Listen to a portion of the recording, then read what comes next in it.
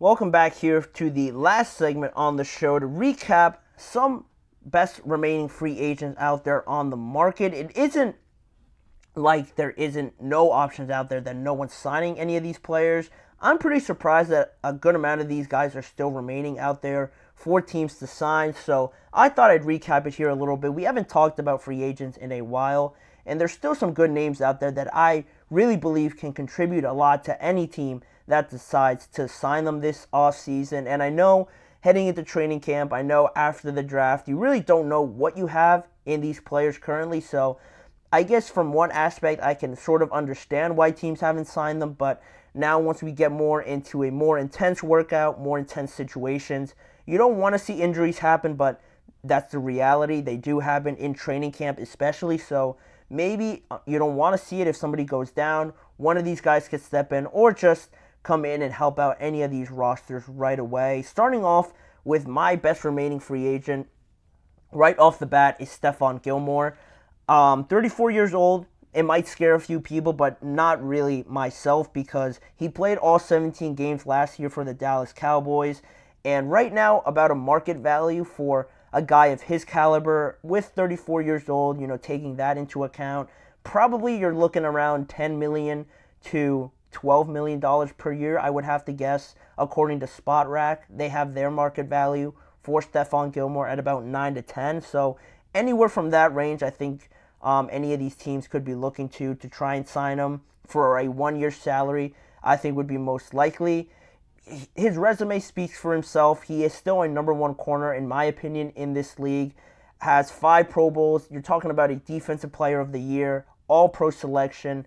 He definitely still has a year or two left at that level. And then past that, I don't know how his contract situation will pan out. But for right now, I think he certainly can help a lot of teams out there. But the best ones that I thought of were the New York Jets, lining him up across from Sauce Gardner, would be one of the best duos in the National Football League. Also in that same division, the Buffalo Bills, after moving on from Tre'Davious White. I know they have Kaiir Elam, but other than that, it's still a little bit shaky there, so I think he could fit there with them. The Jacksonville Jaguars, again, maybe it's just me and my lack of knowledge around the Jacksonville Jaguars, but at corner, I don't think they have too many prominent names there. And also the Cincinnati Bengals, after moving on from Chidobe Awuzie. Again, don't really have too many experienced guys there. I think he could certainly help out in that department. In a AFC North where you have Jamar Chase, T. Higgins, George Pickens, and Zay Flowers, Mark Andrews, all these guys, you're going to need a good corner to combat that, and I think the Bengals are certainly lacking in that department, but he is number one. I think he should probably be signed the quickest, but moving on from him, another guy in the secondary, Justin Simmons. With him, 30 years old, an expensive contract, so that might scare a few people away, but with the safety market and not really being, at least in terms of free agents, not being of the highest priority for a lot of teams, that seems like another devalued position more and more in the NFL. But Justin Simmons still, I think, could bring a lot of good things to a team. He led the Denver Broncos in interceptions last year, considered one of the best at his position at one point in time, not too far away from where we are right now. So I think he still has a lot to give. He was arguably the leader and the quarterback on that defense for the Denver Broncos, and now they felt confident enough in Pat Surtain to move on from him, and also for salary cap reasons they had to move on. So it's not like it was for a lack of talent or a lack of just ability. He still has a lot to give. I think a team like the Indianapolis Colts, with how young they are in the secondary, bringing in a guy with Justin Simmons' experience can certainly help quarterback that team a lot better.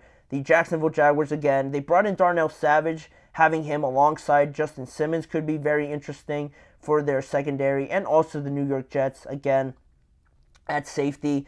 They have Chuck Clark and another player that I forgot the name of just now, but not too prominent in that position either. So bringing in Justin Simmons again, if they're going to go all in like they have already shown this offseason, I think bringing him in again would sort of reinforce that and just make him overall a lot better in an AFC that you're definitely going to need defensive help with how explosive it is on offense, dealing with I don't have to name all the offensive players and great offensive players that you find yourself with in the AFC. So he's number 2 for me. At number 3, we have Connor Williams, showing some love to the offensive line. He is coming off a pretty severe ACL tear, so that's something that will scare off a lot of teams. But he is only 27 years old, and up until last year when he tore his ACL for the Miami Dolphins, he had only missed 2 games in 2020 through 2022 for the Dallas Cowboys and the Miami Dolphins. So durability really shouldn't be too much of a question. I know the ACL is its own category, so people are a little bit more sensitive around it, and for good reason. But I think he's at a very good age. He's able to play guard or center, so that just raises his stock even more. And to me, he fits in teams like the Denver Broncos. You bring in a new young quarterback in Bo Nix. Zach Wilson also trying to reinvigorate his career. Jarrett Stidham, if you want to throw him in there as well. You need someone with experience playing center at that position. I think Connor Williams can certainly help those guys out. Then you look at the Arizona Cardinals. Their offensive line hasn't been the greatest. He could fit in right away and just improve that line. Maybe if they already have a center somewhere along playing guard for them as well. And also the Washington Commanders. Similar to the Denver Broncos, Jaden Daniels, you bring in a guy of Connor Williams' capability. He already knows that division. The Commanders have already brought over Tyler Biadasz, so what's another former Dallas Cowboy to bring over with Dan Quinn? Playing guard or center, I think, would be his best bet, and he would definitely help out that young offense trying to make an improvement in 2024. Then, Xavien Howard, another former Dolphin, still very much capable to be a number 1 defensive back in this league.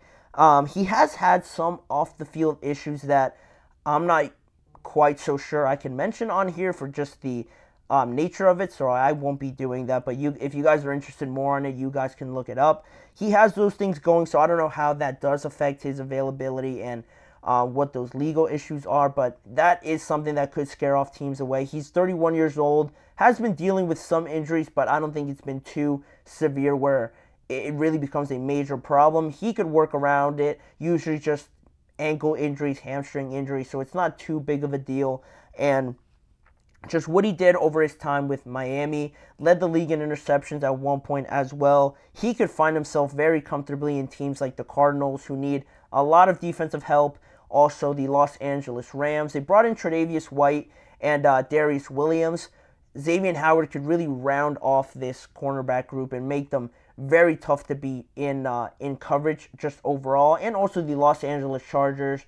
Other than Asante Samuel Jr., I don't think they have too many great options at corner. So pairing him up with Derwin James, Asante Samuel, with already Joey Bosa, Khalil Mack in there as well, I think it makes his team a lot more balanced on that side of the ball.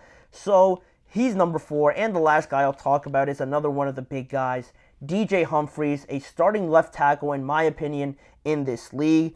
Only 30 years old, pretty young, or pretty much in that prime of left tackles. You have the experience, you still have the athletic and physical prowess out there to compete with some of these great pass rushers, especially when you're going up against Nick Bosa in that division.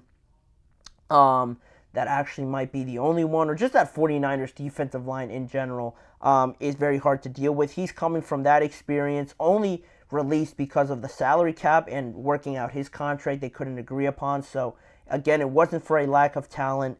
And with him at left tackle, a very important position on that offensive line, he could start for a lot of teams in my opinion, and was one of the best offensive linemen for the Cardinals in general last year. So he's very much capable of starting, and I think the Chiefs is an interesting one because I know they drafted a left tackle, I want to say, at some point in this draft to try and fit in.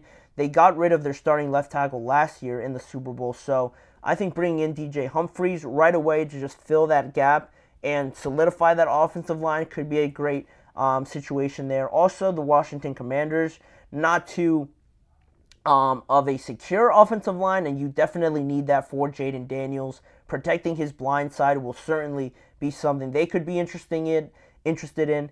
And finally, the Green Bay Packers, because they also drafted a left tackle in the first round. I know a lot of Packers fans were pretty surprised by that, and they have a second-year left tackle right now penciled in to start.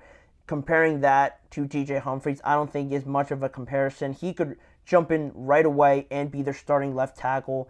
And for that offense to have a anchor there at left tackle and not have to worry about that side of the line too much would be such a premium for a team that is really building on their momentum from last year to be a prominent team in 2024. But those are the top 5 remaining free agents in my opinion. Those are the ones that I think should get signed first and foremost and that have made a good case for themselves to join any team and be a major contributor to any team in 2024. But that's my list. Let me know if I missed out on someone or if I just had them in the wrong order, or what your guys' thoughts are on team fits for any of the players that I just mentioned in my list. But with that being said, that will wrap it up for us on today's show of the GSMC Chip Shot Football Podcast, brought to you by the GSMC Sports Network. Please remember to follow the show and the network all over social media on Facebook, Instagram, X, and TikTok for more of the network's content. And also, if you want to see more of me and this show, check out the GSMC Sports Network channel and the GSMC Podcast Network channel on YouTube for a lot more content around the NFL. And as a final reminder, tune in every weekday at 6:30 p.m. Eastern Time for more football discussions and NFL conversations with me, Manny Maradiegue, as your host. Thank you guys for joining me on today's show, and I'll expect to see you guys all back here again to wrap up the week with me again tomorrow.